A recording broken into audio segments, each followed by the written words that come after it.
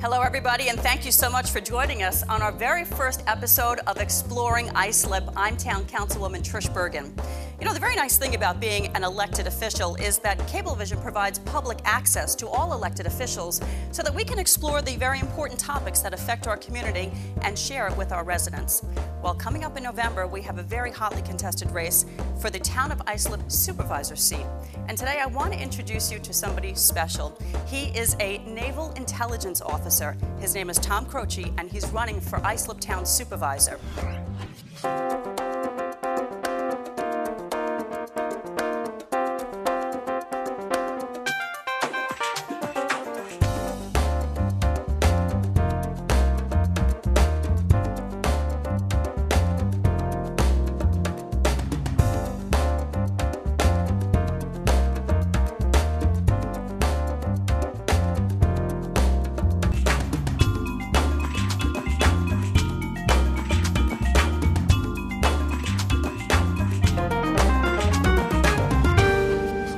Thank you so much for being here with us today on Exploring Islip. I'm Trish Bergen, and I want to introduce you today to Tom Croce.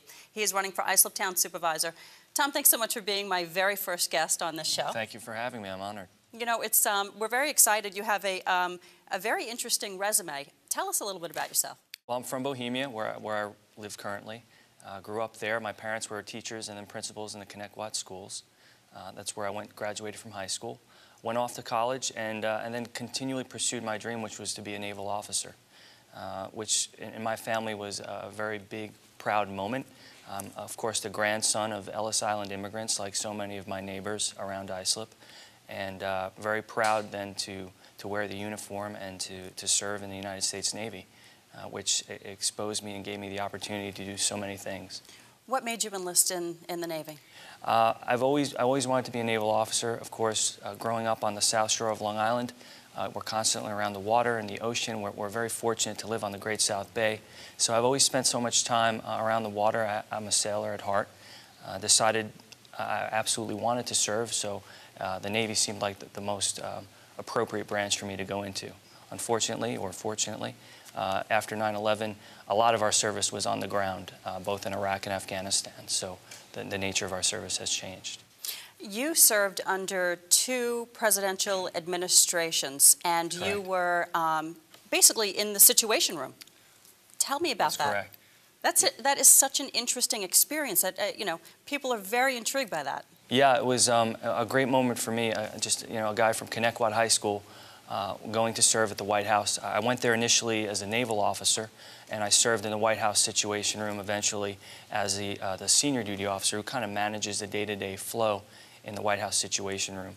And for those people who don't know, the White House Situation Room was set up by President Kennedy shortly after the Bay of Pigs, and the goal was to provide a 24/7, 365-day operations center to provide intelligence to the President of the United States and to the National Security Council so that the decision makers really could make sound decisions. That is still the form today. The Situation Room, there are people on watch 24 hours a day, 7 days a week, making sure the President and his team are fully advised. So you would actually have the President come in and you'd say, Mr. President, this is the situation. Most of the time, it was provided to him in various forms that we created products for the President, or the President would reach down to the Situation Room and call us, or he would stop by and we would update him as need be. You left with a very interesting little token from the Situation Room, and I want you to share it with everybody. Do you mind? Sure, not at all. During my tenure at the White House when I was military, they redid the White House Situation Room, and they, of course, took the conference room, disassembled it, and sent it to President Bush's presidential library, President Bush 41. Some of the paneling was cut up, and staffers were given small pieces as a remembrance of the old Situation Room. So from the time of Ronald Reagan and Jimmy Carter to George W. Bush, this was a piece of history of the White House Situation Room. Okay, so take me into crisis mode in the Situation Room. Like any watch center, sometimes it's very organized and smooth. And then sometimes there's a lot of information that flows in. One particular example I can recall was when I first arrived in the Situation Room in 2005. There were the London subway bombings. So a lot of information flowing in from all the departments and agencies of the government in the United States, a lot of information flowing from our overseas partners, and then trying to cull it all together and make sure that the President, the National Security Advisor, the Vice President, all of them had the information they needed so that they could make decisions that we could help the United Kingdom as best as possible, and that then we could inform the American public as to exactly what we knew and give them the very best and most timely information. So a lot of phone calls, a lot of information flowing in, a lot of very hardworking people sitting down and culling through it and then processing it and making sure we had the best picture. So I would venture to guess that if there was an emergency in the town of Islip, you would certainly be able to handle it. Well, I think we could handle a snowstorm, Trish. Yeah. Absolutely. It's the kind of thing, it's a generational thing. My generation of military leaders and all the men and women who are out there right now have, by no design, but become managers in crises. Post 9/11, we all had to become managers, professional leaders in crisis. So it's something that is just part of our generation now. And a leader in crisis is really part of the job of supervisor, is if there's a massive hurricane that hits, or if we get inundated with a really bad snowstorm. I mean, they are important issues and important topics, and you would certainly be able to lead in that situation. Absolutely, and I know that you were instrumental in those areas during all of the kinds of weather events that we've had in the town. But I know that you really do need strong leadership at top in the supervisor role, because they do run the day-to-day operations of the town through the departments. So it's very important that we have that kind of leadership, which I think we're lacking at the moment. Tell me what it was like to be on Air Force One. Just so curious about all of this. Well, it's the best public transportation out there. It's a beautiful aircraft. Of course, it's a privilege to be able to fly with the President of the United States, and it's not extravagant, but it is absolutely a beautiful aircraft. Very much the seat of power the President takes with him wherever he goes internationally, and it's beautiful. It's a great way to fly. Tell me this, we're always so curious about Camp David. Have you ever had an opportunity to visit? I have on one occasion, and it's of course another, it's something that we as taxpayers afford the President of the United States in order that he can use it to entertain foreign guests and to kick up his heels and relax a little. And post 9/11, I know that most President Bush and previous presidents have always used it to reflect and to be able to reset, because they have such weight from the world on them. You know, I can't help but wonder this. You have really already served our country. I know you've been to Afghanistan, you've been to Kabul. Why continue to serve? Right. What is this driving you that makes you want to continue to serve? Yeah. Well, some people say that you're blessed and cursed with the heart of a public servant. I am, of course, the son of two teachers, and my sister is a teacher. It's something that it drives you because you care about your community, you care about your family. In this case, I came back to Long Island, to a very different Long Island than I left when I joined the military. An economy that was continually failing, a lack of responsiveness by the elected official who's supposed to kind of guide us through this and to deal with the crisis. And I just felt like, in my capacity as a district director for a state senator, and getting to know the constituents and understanding what the problems were, that we needed this kind of leadership back in the town, so that folks like you and Councilman Flotterin would have support and the ability to tackle all the issues and to face the challenges that we have. What was Afghanistan like? Well, let me tell you, it's a beautiful country. There's a lot of beauty there. I break it up into thirds. A third of the people really support the United States and the coalition, really behind us. A third of them are scared. They're scared. They just want what everybody wants, is to be able to provide for their family and to kind of have security. And they want their government to be legitimate.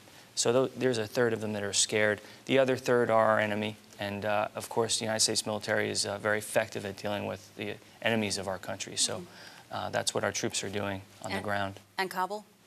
Kabul is a pretty city. In the 1960s, it was a vacation spot. that young people from Europe and the United States used to travel through.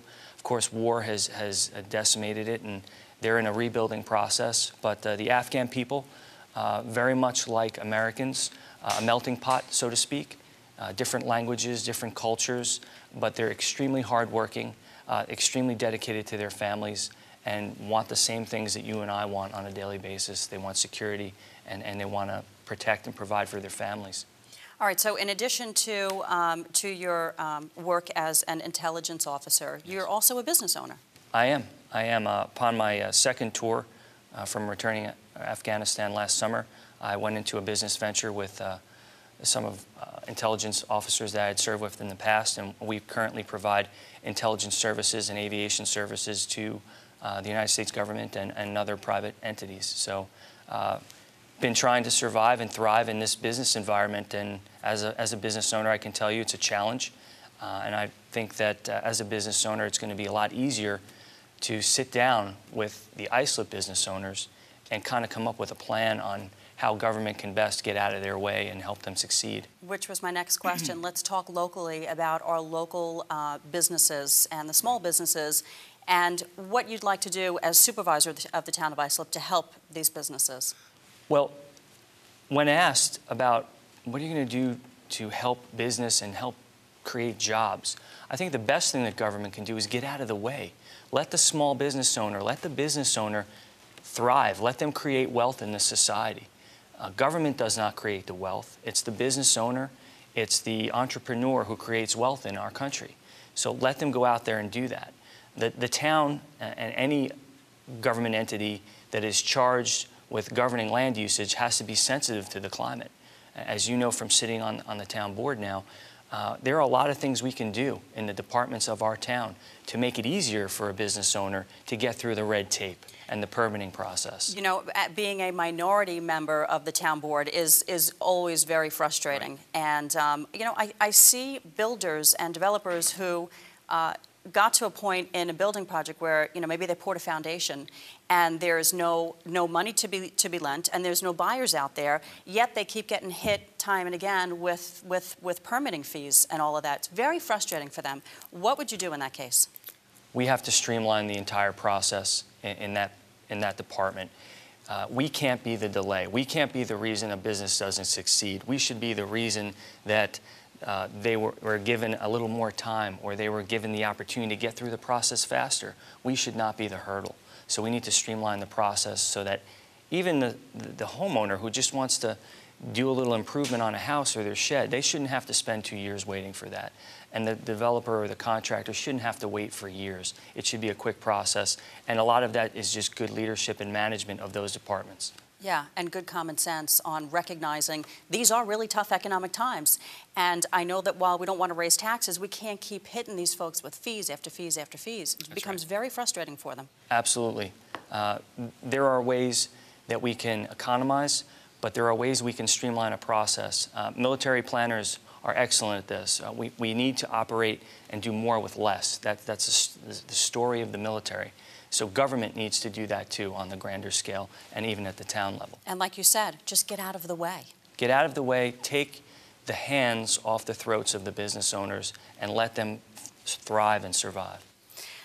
You brought along some interesting photos, and there's one of you with a puppy. Tell me the story about that. Well, Afghanistan is, of course, a very regionally divided country. And the different regions, there are different animals, different trees. There are a lot of dogs that are kind of feral and roam the properties and roam the countryside, and we continually adopt them. American servicemen and women like to it. That's who we are as Americans, and we generally adopt a puppy or adopt a kitten and try to take care of it for as long as we're there, and then we pass it on to the next crew as they come in. And they become part of the family out there, and they help us feel normal and help us feel like we're at home, sitting at home with our family and our family dog. Yeah. And then you also have an interesting photo. Is it a family photo from Ellis? Right. My grandparents, of course, were immigrants. They came through Ellis Island. They worked very hard their whole lives. And the photos that you probably are seeing are my grandfather, who was a mason, a stone and brick mason, and worked very hard to support his family of 7. And it's that kind of work ethic that I think a lot of Long Islanders have, because we're all pretty much descendants of immigrants from Ellis Island or immigrants from elsewhere who came to this country for opportunity. The World War II generation, my grandparents' generation, came back from war to build what we know as the United States in the 21st century. That foundation built this country. Now there's a new generation coming home, tempered by war, like our grandparents' generation, and they want the same opportunity that our grandparents and our parents had. So we're getting into government now to fight, and I'm just on the leading edge of that generation. They're coming home now. They've served their country, and they want to build their hometown to where they can stay and live, raise a family, and enjoy themselves. You know, as we talk about your family, Tom, I know that you lost your mom to breast cancer, and I know that that's a cause that is very near and dear to your heart. Tell me a little bit about the not-for-profit work that you do in several different areas. Well, we started a charity after my mom passed, and she had a very aggressive form of cancer that was in her lungs and elsewhere. We set up a scholarship fund to give Connecticut High School students educational scholarships in the areas that my mother taught in for so many years when she was at Connecticut High School and then at the elementary schools. And of course, my family has for many years been involved with the prevention and education of fighting alcoholism and drug addiction through a family charity, the Christopher D. Smithers Foundation, as well as serving on the board of a treatment center at St. John's Riverside Hospital in Yonkers. So we work very aggressively in education, obviously, but to kind of combat the things that steal away childhood and steal away lives. And if we can give somebody a little hope by giving a scholarship or helping a small charity with a grant, and that's what we're in the business of doing. You know, when we talk about the issue of our young people and the epidemic that we're seeing now of heroin in our schools, it's definitely something that we've got to tackle head on. I was just at a meeting at the 3rd Precinct in Central Islip, and they were talking about a number of different crimes, property crimes and assaults. But I think what we've missed, and I know it's something that you've tried to focus on, is what is the root cause of these problems on Long Island? And I think the more you look at it, it's the drug problem. You know, there is a heroin problem on Long Island, and there are a lot of elected officials that don't want to talk about it. Fortunately, there are some like you who do, but many of them just want to ignore it, that's not the root cause of the problem. I think the town can be a partner with the county in tackling the drug problem by using its legitimate authority and using its ability to go in and try to track down where these drugs are coming from, where they're being sold, and work with law enforcement to protect our citizens. Listen, there's no citizen in my town of Bohemia or over in Central Islip, in our hamlets, that don't want to be able to walk on the streets with their kids. They want to be out there. They want to feel safe. They don't want to see vials and needles on the ground in Long Island. It's something that we didn't have when we were growing up, and if we work hard, we won't have to have that. We have to fight it, though, every day. I like that you mentioned that you were at the 3rd Precinct to speak with the police and hear what the community members have to say from the 3rd Precinct. It seems that you're already starting to develop that relationship with the police departments and with law enforcement. Absolutely, and with the community groups, which are really, I mean, that's where the action comes from. When a community gets together and says, no more, we're going to deal with it, well, then the law enforcement, they have a partner to work with, and that's what they're looking for. They're looking for a willing partner in the communities. In Ronkonkoma, they've started great civic associations. We have civic associations all over the town of Islip that are alive and awake, and they want their neighborhoods back, and they want to be able to have the quality of life that you and I had growing up here on Long Island. All right, so I know that you've been visiting the different civic association groups and meeting with everybody and knocking door to door. Yes. What's the feedback that you're getting? It's overwhelmingly positive. People are obviously looking for a new kind of leadership, a new generation of leadership. They're looking for individuals who don't look or act fatigued by their public service. Or arrogant. Or that. They're looking for public servants. Somebody who is honestly sincere about wanting to make a difference. That's what people are looking for. And somebody who's not interested in being in politics their whole life and earning their keep that way. Our founders were farmers, they were merchants, they served in government because they had a stake in society and they believed in America. They didn't create their wealth that way, and I don't think we should look to public service to create our wealth. That's why I started a business, and hopefully, the business continues to grow. But I'm looking to government to make a change, to do things for my friends and neighbors who were so instrumental in getting me to where I've been in my life. So now it's time to give back to the community and to be able to come home and stay here in a safe, clean, affordable place like the place we grew up. We went to high school together, that's right, the place where we grew up. Tell me this, let's talk about some of those diamonds in the rough in the town of Islip. For example, the foreign trade zoning. You and I have talked about this. Absolutely.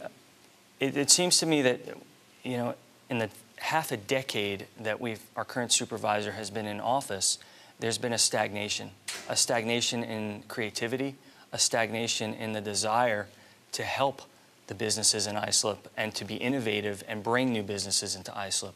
We do have a foreign trade zone, which offers immense tax benefits to foreign businesses or foreign components of businesses that want to do business here on Long Island and expand into the United States through Long Island. We need to encourage businesses to come to that foreign trade zone. We're one of the few towns, there aren't many in the United States that have their very own foreign trade zone, particularly co-located with such a great industrial base next to an airport. We really need to make use of that foreign trade zone. We need to take advantage of the vacant thousands of square feet of office space that are sitting there and not earning us any money. Those things should be income generators for the town, for the residents, so that we don't have to charge those fees and we can start giving that income back to the people who deserve it, and that's the residents. You know, when I first got into office in the town of Islip, I drove through the foreign trade zone with my staff, and I said, I really want to see what goes on there, right? Right. There are literally thousands of square feet that are empty. Right. And we have to do something to bring the businesses into that foreign trade zone. Right, and part of it is also marketing and reputation. People know that it's going to take them a long time to try to open a business in Islip. It's going to take them a long time to get through the red tape. So they go elsewhere. And if they are in Islip and they can't survive anymore, they leave.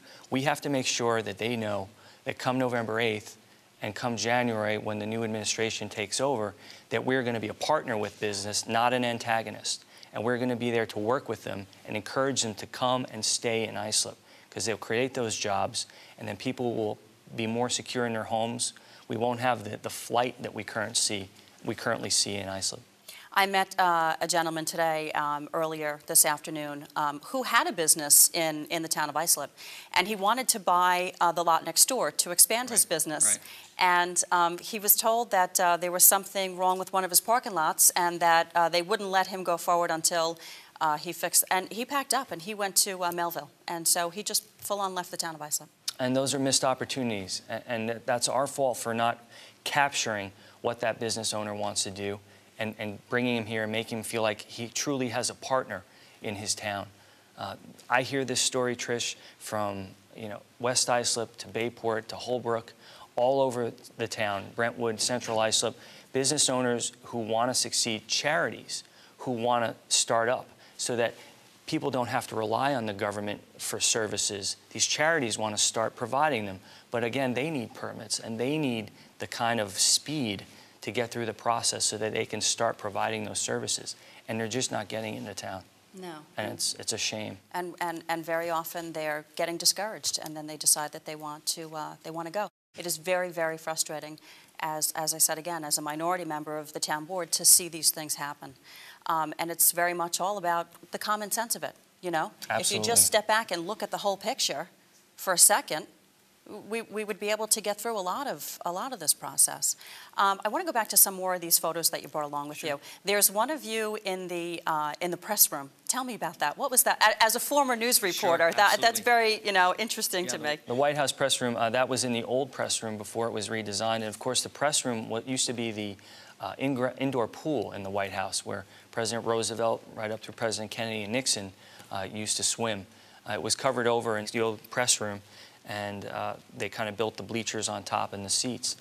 It has been since renovated. After the White House Situation Room was renovated, they renovated the press room and had a ribbon cutting grand opening. It's much nicer. It's state of the art. And that is where it gives the president and the senior White House communications staff the ability to directly interface with the White House press corps, who sit right there.